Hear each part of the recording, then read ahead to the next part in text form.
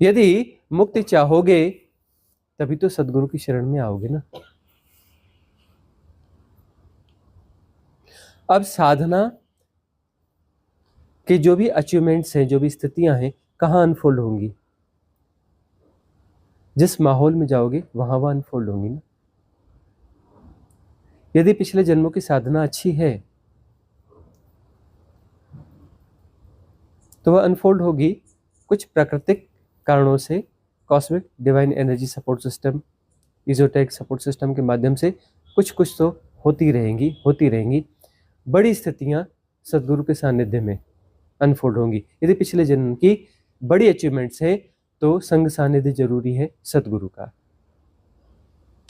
छोटे अचीवमेंट है तो छोटे मोटे गुरुओं के पास भी हो जाएगा, वह साधना खुल जाएगी। छोटी साधनाएं, छोटी वह स्थितियां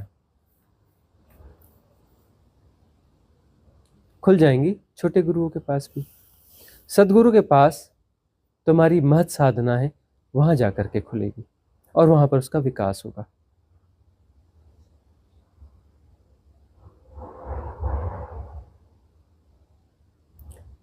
तुरंत नहीं खुलती हैं साधनाएं।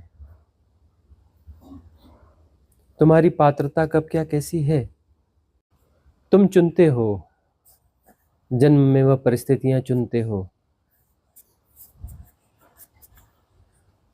कि जिन लोगों से ज्यादा कार्मिक लेन देन है उनके आसपास जन्म हो जाए। यदि जन्म नहीं होता तो तुम्हें थोड़ा बड़े होने के बाद में वह जगह बदलनी होती है, उस जगह पे जाके शिफ्ट होना पड़ता है जिन लोगों के साथ ज्यादा लेन देन हो। बेहोशी में सब होता है। साधना की गहराइयों में पुराने जन्म के ग्लिम्स आना चालू हो जाते हैं। जाति स्मरण की विधि भी दी हुई है, सिद्ध क्रिया है, उसमें जाओगे तो पुराने जन्म के ग्लिम्स आते जाएंगे और खुलते चले जाएंगे। पुराने पूरे जन्म भी खुल सकते हैं।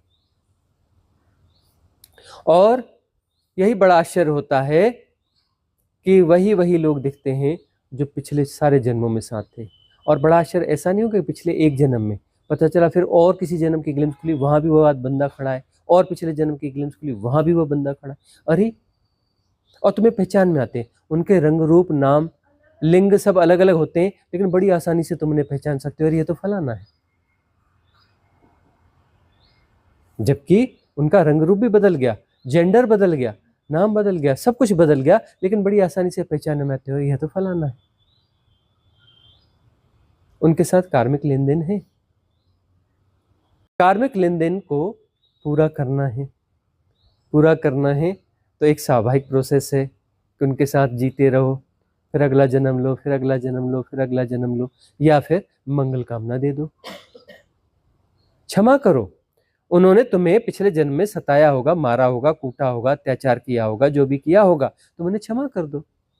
हृदय की गहराई से क्षमा करो और मंगल कामना करो, जा तेरी मुक्ति हो, तेरा कल्याण हो। मंगल कामना दो उन्हें।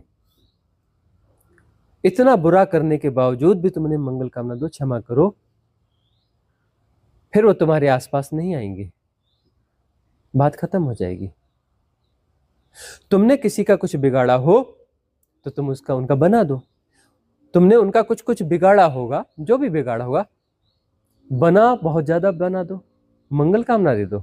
क्या छोटा मोटा देना, जब देना है तो ब्याज सहित दो, सूद सहित दो, अच्छे से दो, मंगल कामना दो, हृदय की गहराई से मंगल कामना दो। जा तेरा मंगल हो, कल्याण हो, मुक्त हो जा, शुद्ध हो जा, बुद्ध हो जा, मंगल कामना दो।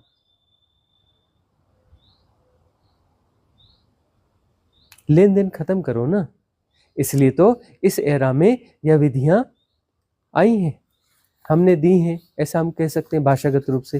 हमने क्या दी हैं? हम इस निमित्त के माध्यम से आई हैं।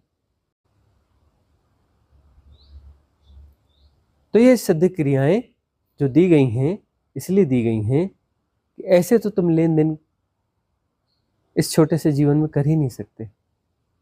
किसी कर्म भोग को ठीक से पूरा करना आसान नहीं है, और करोड़ों करोड़ों कर्म भोग हैं, कैसे पूरा करोगे? कितने जन्म हुए, कितनी श्रृंखलाएं।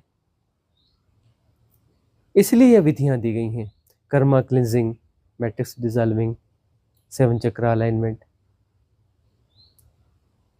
थ्रो एयर सेपरेशन, नया चक्र शुद्धि ध्यान, 100 से ज़्यादा विधियाँ, शिवोहम ध्यान, संपूर्ण ध्यान, 10 दिसंबर वाला ध्यान, कितनी विधियाँ हैं।